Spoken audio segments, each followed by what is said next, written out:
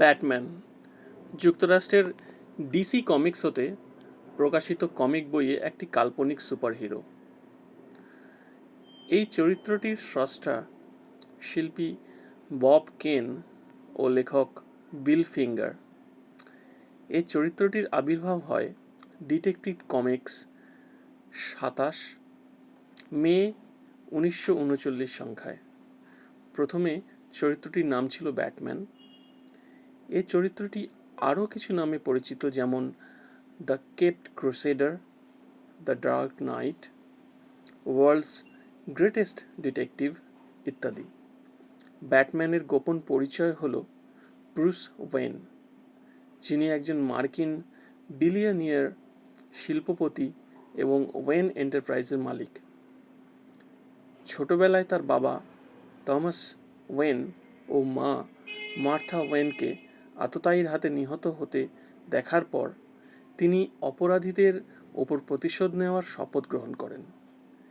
তিনি নিজে প্রশিক্ষণ গ্রহণ করেন ও শারীরিকভাবে নিজেকে প্রস্তুত করেন।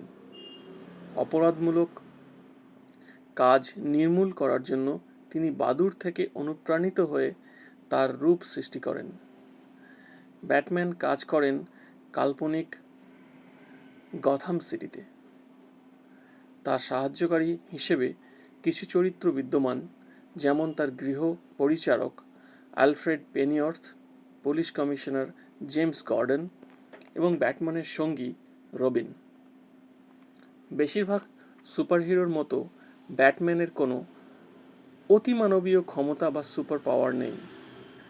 তাই তার বদলে তিনি তার বুদ্ধি, শারীরিক শক্তি, মার্শাল আর্টের দক্ষতা, অনুসন্ধানী ক্ষমতা, বিজ্ঞান ও প্রযুক্তি, বিপুল ধন, অদম্য ইচ্ছাশক্তি ও অপরাধ জগতে তার প্রচলিত ভীতি কাজে লাগিয়ে লড়াই করেন। ব্যাটম্যানের শত্রু তালিকায় অনেক পরিচিত নাম বিদ্যমান, যার মধ্যে সবচেয়ে উল্লেখযোগ্য ব্যাটম্যানের চিরশত্রু জোকার। 1939 সালে প্রথম প্রকাশিত হবার পরপরই ব্যাটম্যান বিপুল জনপ্রিয়তা লাভ করেন। তার পরের বছর ব্যাটম্যান নামে তার নিজের কমিক বই প্রকাশিত হয়। পরের দশকগুলোতে চরিত্রটি নানাভাবে উপস্থাপন করা হয়। 1960-এর দশকে তৈরি ব্যাটম্যান টেলিভিশন সিরিজের জনপ্রিয়তা ব্যাটম্যান চরিত্রটির ওপর নানাভাবে প্রভাব ফেলে।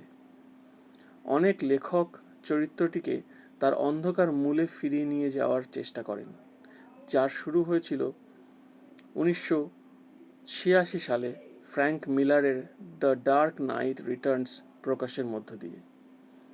ওয়ার্নার ব্রাদার্সের ব্যাটম্যান লাইভ অ্যাকশন ফিল্মগুলোর সাফল্য সাধারণ মানুষের মধ্যে চরিত্রটির জনপ্রিয়তা ধরে রাখতে সাহায্য করে। একজন সাংস্কৃতিক প্রতীক হিসেবে ব্যাটম্যান চরিত্রটি রেডিও হতে টেলিভিশন ও ফিল্ম পর্যন্ত নানা মাধ্যমে এবং নানান ধরনের খেলনা ও ভিডিও গেমে এসেছে।